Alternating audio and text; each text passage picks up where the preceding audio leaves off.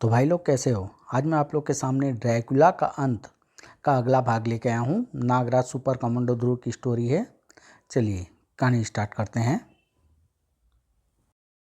तुमने अगर शैतानियत को फैलाने की कसम खाई है तो मैंने भी तुम सभी शैतानों को जड़ से खत्म करने का बीड़ा उठाया है। तेरे अंदर मुझे रोकने लायक तो क्या, मुझे छूने लायक शक्ति तक नहीं है। मैं उसे साफ महसूस कर सकता हूँ, लेकिन तूने मेरा भयानक रूप अभी देखा नहीं है, इसलिए तू अभी तक अपने पैरों पर खड़ा है। ओह गजब है इसकी शैतानी ताकत। इसका कटा सिर विशालकाय रूप धारण करके खून की नदी उगल रहा है और मेरे पैर इस खून के गाढ़े दलदल में फंस कर रह गए हैं। मैं फुर्ती के साथ हिल डुल भी नहीं सकता और ये मेरी गर्दन काटने की तैयारी कर रहा है। शैतानों के खिलाफ जंग हर जगह जारी थी। उफ, इस विनाश वृक्ष की जड़ें तो इमारतों को खोखला करने के साथ साथ मेरे तिलिस्म को भी बनने से पहले ही तोड़ रही है। अब मैं क्या करूं? कुछ भी करिए दादा वेदाचार्य, नागराज के पास गिनी चुनी सांसें बची है। बगैर विनाश वृक्ष को काबू में किए उस तक पहुंचा नहीं जा सकता। लेकिन ऊपर चमत्कार हो रहा था। नागराज को जकड़ने वाली डाल सूख रही थी। मैं आज़ाद हो गया, पर कैसे? मुझे जकड़ने वाली ये डाल सूख कर टूट कैसे गई?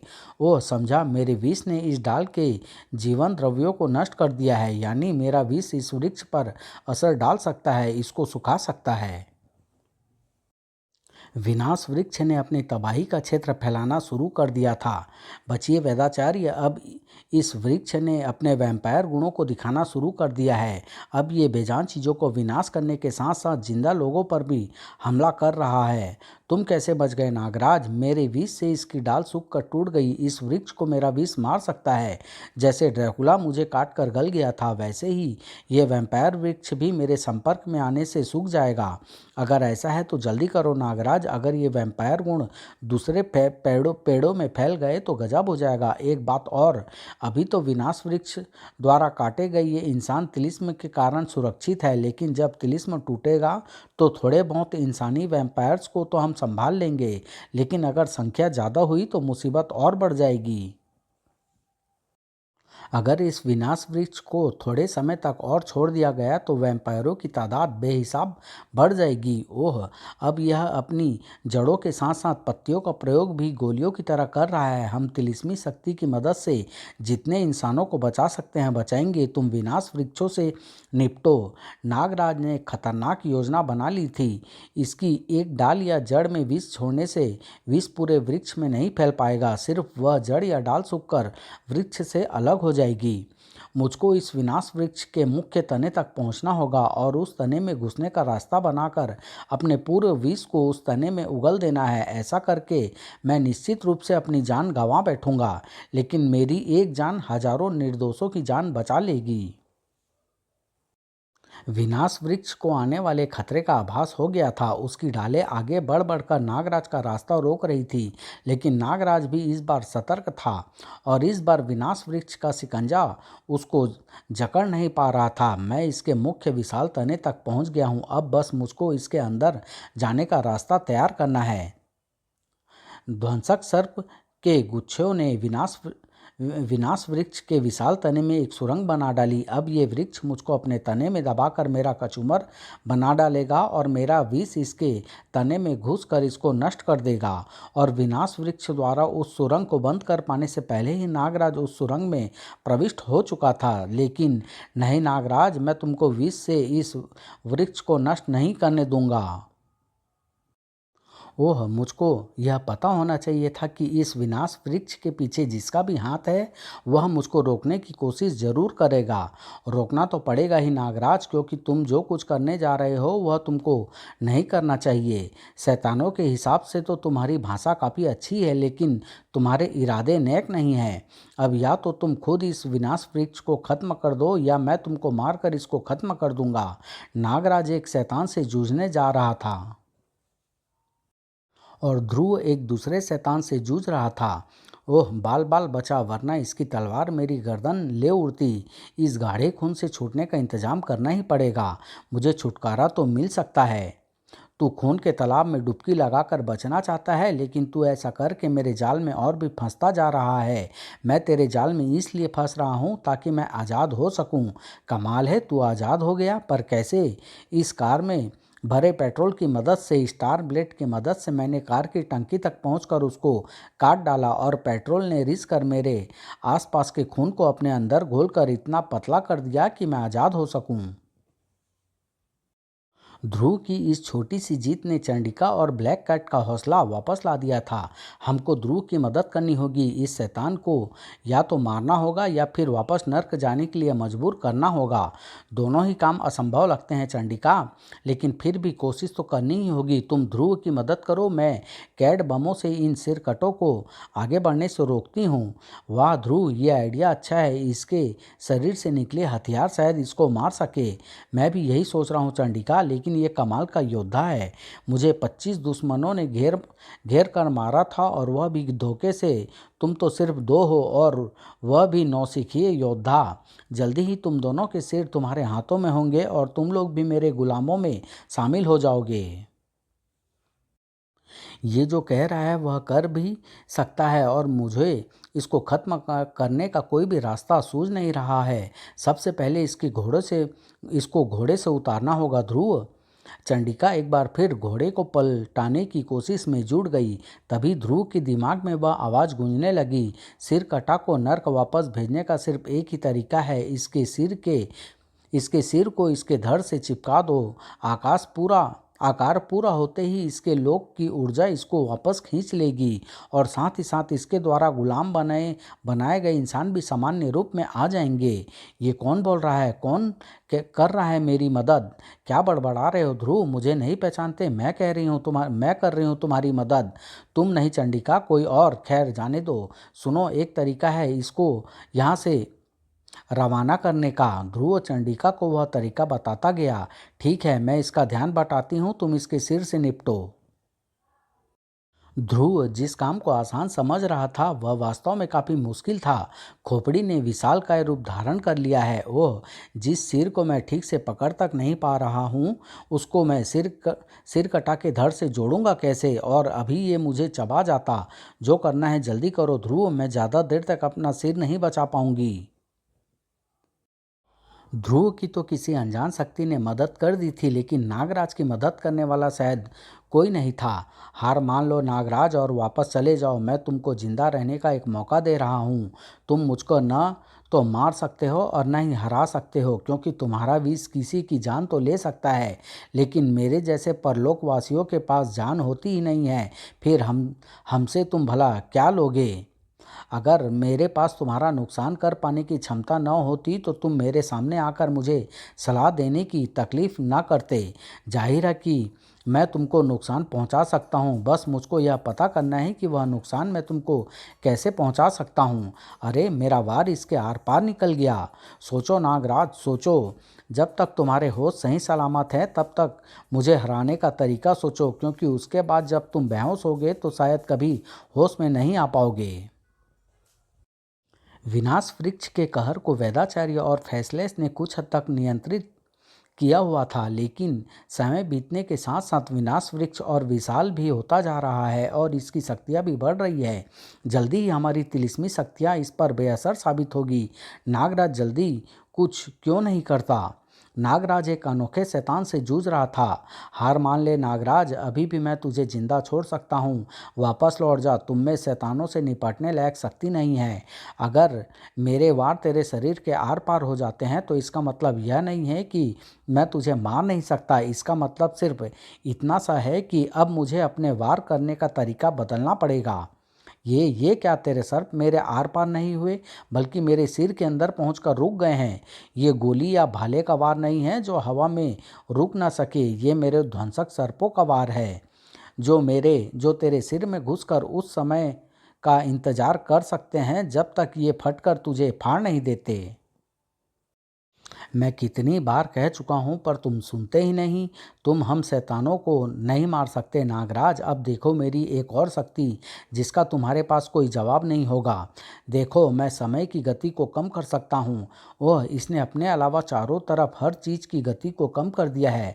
ऐसा लग रहा है जैसे मैं हर चीज़ को स्लो मोशन में देख रहा हूँ और इस स्लो मोशन में ये मेरे वारों को आराम से हवा में ही रोक सकता है।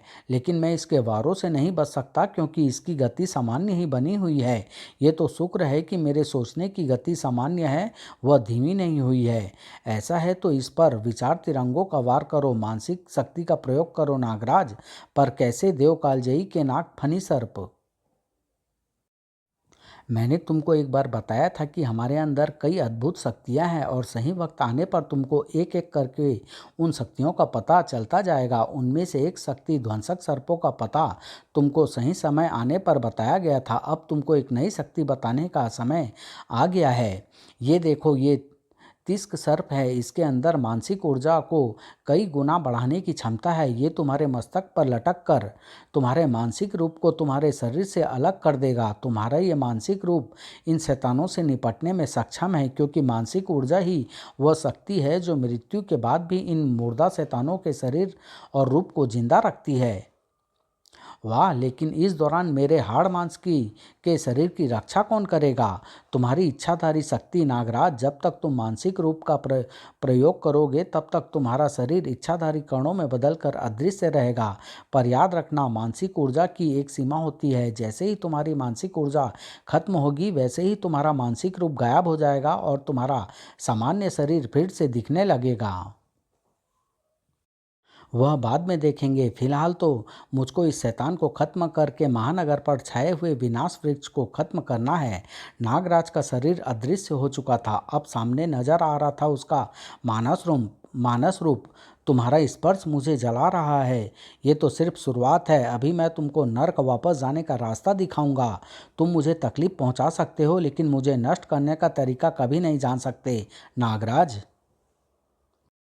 जान सकता हूँ तुम कैसे नष्ट हो सकते हो यह मैं नहीं जानता, पर तुम खुद तो जानते ही होगे। मैं इस मानसिक रूप में तुम्हारा दिमाग पढ़ सकता हूँ और उसके जरिए तुमको नष्ट करने का तरीका भी जान सकता हूँ। नहीं, ऐसा तुम नहीं कर सकते। कर सकता हूँ। देखो मैंने जान लिया है तुमको नष्ट करने का तरीका। तुम्हारी मौत एक दुर्घटना में छाती का पिंजर टूट जाने के कारण हुई थी और तुम्हारे दिमाग में हमेशा के लिए उस चोट का घातक डर बैठ गया है। मुझको यहाँ मत मारो, मैं मर जाऊँगा। मैं हार मानता हूँ। मेरा मिशन पूरा हुआ। मैं जो जानना चाहता था वह मैंने जान लिया। तुम में वह क्षमता है जो ड्रैकुला का हमेशा के लिए नाश कर दे। मिशन, मैं कुछ समझा नहीं। तुम हार मान चुके हो तो विनाश वृक्ष को नष्ट क्यों नहीं करते? मैं ऐसा नहीं कर सकता। इस वृक्ष में ड्रैकुला की शक्ति है। हर आत्मा ड्रैकुला की गुलाम नहीं है। कुछ अच्छी आत्माएं भी हैं और मैं ऐसा ही एक आत्मा हूँ। मैं ड्रैकुला को खात्मा चाहता हूँ और इस अभियान में तुम्हारी मदद करना चाहता हूँ।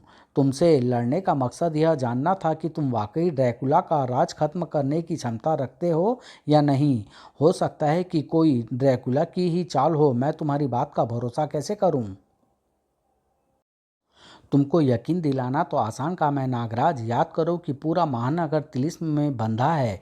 दुष्ट आत्माएं तो यहाँ पर आ ही नहीं सकती, लेकिन फिर भी मैं यहाँ पर हूँ। यही सबूत है इस बात का। मैं एक अच्छी आत्मा हूँ, दुष्ट आत्मा नहीं। तुम्हारी बात यकीन करने लायक तो लग रही है, पर तुम हो कौन और ड्रैकुला को मारने में मेरी मदद कैसे कर सकते हो?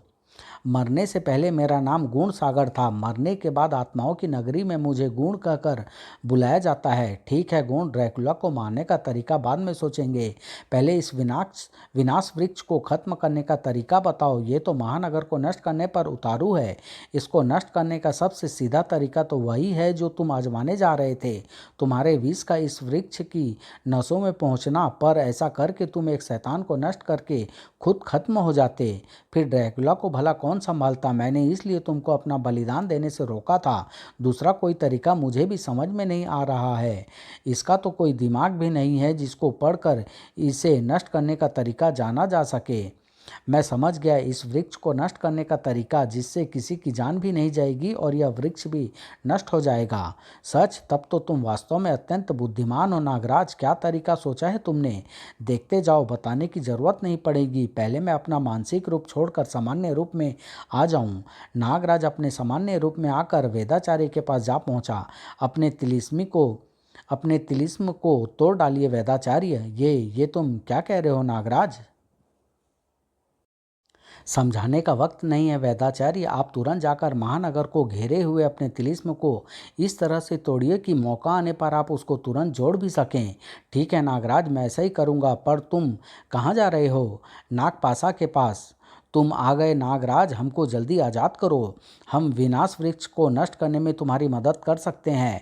मैं मदद लेने ही तुम्हारे पास आया हूँ। वाह, तो फिर मुझे आज़ाद तो करो। उसकी अब उसकी अब जरूरत शायद नहीं पड़ेगी। ओह ना! नागपाशा होश में आकर सर्प बंधनों से आज़ाद हो गया। मैं तो मर गया। अब ये मेरा खून पीकर मुझे भी वैम्पायर बना डालेगा। पर ये होश में आया कैसे? इसको होश में लाने का इंतजाम मैंने किया है, ताकि ये वैम्पायर रूप से मुक्ति पाकर सामान्य हो सके। पता नहीं ये सामान्य होगा या खून पीकर तुमको और मुझको भी वैम्पायर बना डालेगा। पर मुझे खोलो तो। तुम डरो मत गुरुदेव। इसको अगर खून चाहिए तो मैं इसे अपना खून पिलाऊंगा। खून खून, मुझे खून चाहिए। खून पिला मुझे। हड्डी को सूंघते कुत्ते की तरह नागपाशा खून की तरफ खींचता चला गया। आओ नागपाशा, पी लो मेरा खून। इससे इस वार की उम्मीद मैंने नहीं की थी। विनाश वृक्ष पर चढ़ता नागराज का शरीर नीचे आ गिरा। अब ये मेरा खून पीने के लिए बेताब हो रहा है। मैं इच्छाधारी रूप में बदलकर आराम से इससे बच सकता हूँ, लेकिन मेरा मकसद बचना नहीं है, कुछ और है। सर्प रस्सी ने पेड़ की उस डाल को झुकाकर नागपाशा के कैप में अटका दिया।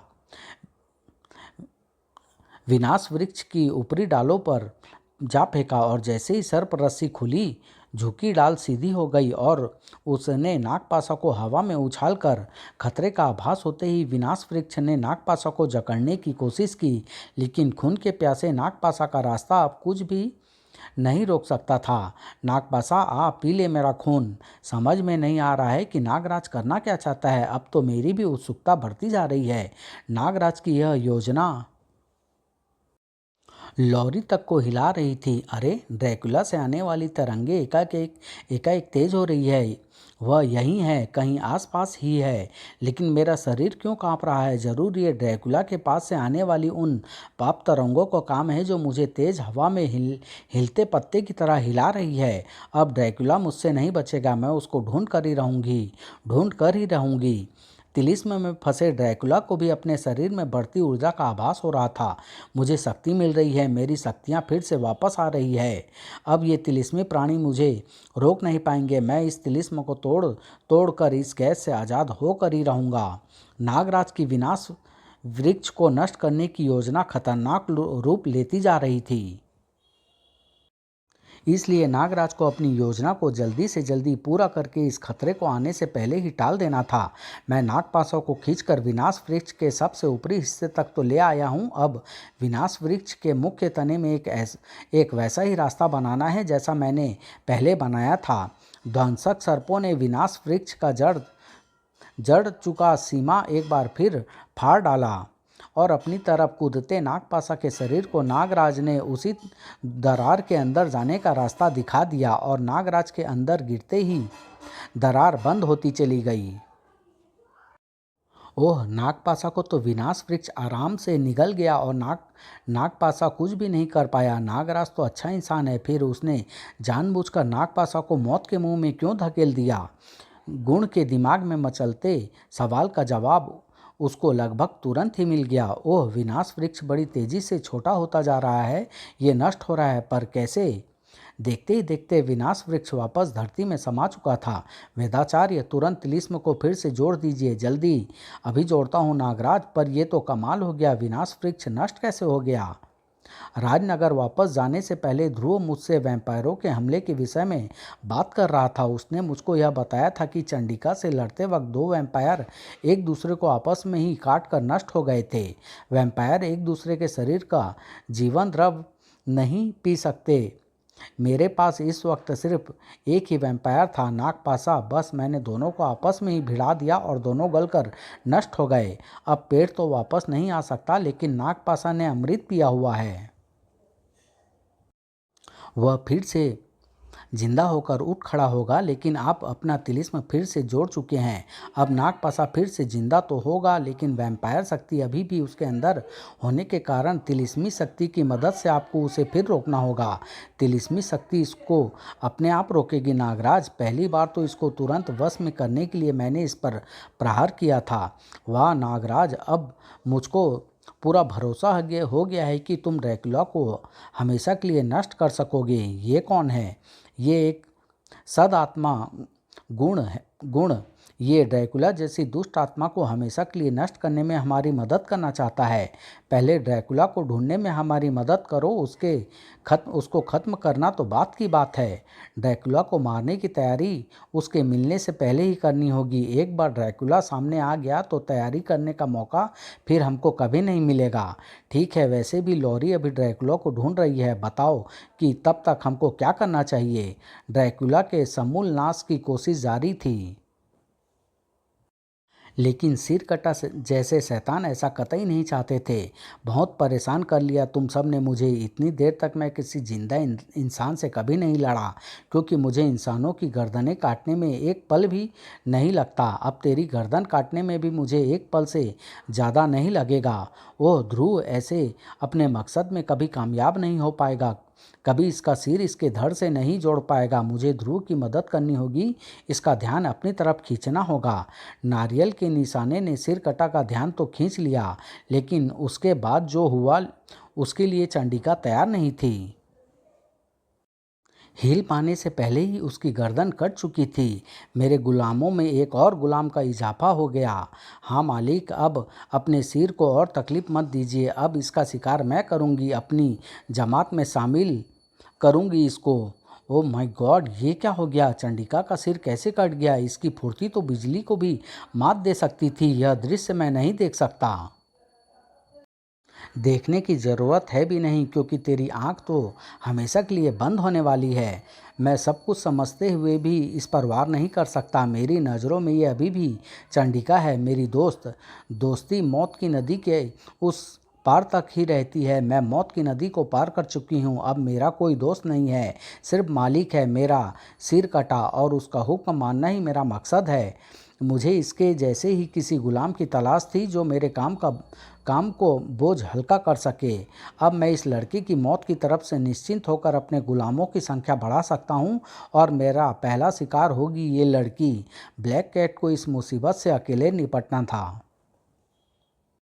ओह, इन गुलामों को रोकने के चक्कर में मेरे सारे कैड बम खत्म हो गए हैं। अब ये चारों तरफ से मुझको घेरे हुए हैं, और सिर कटा मुझे भी सिर कटा बनाने पर उतारू है। ब्लैक कैट तलवार की धार से बच नहीं सकती थी, लेकिन तभी हवा में उड़ती वह तलवार सिर कटा के सिर में धंसती हुई उसके सिर के लिए उसके सिर को लिए हुए सिरकटा की गर्दन में आ धंसी। सिरकटा का सिर और धड़ आपस में जुड़ चुके थे। ये कैसे हो गया? किसने जोड़ा मेरा सिर को धड़ से? किसको ये रहस्य पता है कि ऐसा होने से मुझे वापस मृत्युलोक वापस जाने पर मजबूर होना पड़ेगा? ये तलवार मैंने तुम्हारे सिर और गर्दन में धंसाई है सिरकटा, और इसको तलवार मैंने दी है। पर क्यों? तू तो मेरी गुलाम है, इसकी नहीं। तेरा सिर तो मैंने काटा था। ये मेरा सिर नहीं है, नारियल है जिस पर मेरा विग और मास्क लगा है। फिर तेरा सिर कहाँ है? मेरा सिर मेरे पास है, मेरी पोशाक के अंदर। थोड़ा सिर झुकाना पड़ा और थोड़े कंधे उचकाने पड़े, और मेरा सिर मेरी पोशाक के अंदर चला गया। तूने मुझे धोखा दिया ताकि इस लड़के को मेरा सिर धड़ से जोड़ने का मौका मिल सके, लेकिन ये तरीका तुझे पता कैसे चला? ओह, गायब हो गया सिर कटा, वरना मैं उसको उसके सवाल का जवाब जरूर देता। चलो, सिर कटा का आतंक तो समाप्त हुआ, अब हमारा आतंक शुरू होगा। सिर कटा के विफल होने के बाद आतंक फैलाने की बारी अब मेरी है, और अगर ये भी चित हो गया तो मैं जोर आजमाऊंगा, और फिर मेरी बारी होगी। यहाँ पर तो आतंक फैलाने के लिए शैतानों की पूरी लाइन लगी हुई है। हम इनसे लड़ नहीं सकते। अब हमको क्या करना चाहिए ध्रुव? अगर हम इनको नहीं रोकेंगे तो कौन रोकेगा? लॉरी वह शैतानों की एक्सपर्ट है, मुझे उसको यहाँ पर लेकर आना होगा। तब तक तुम लोग किसी न किसी तरह से इन शैतानों को रोक कर रखो। ये कहानी भी मैं यहीं समाप्त कर रहा हूँ। जल्दी इसका अगला भाग आप लोग के सामने लेके आऊँगा। धन्यवाद।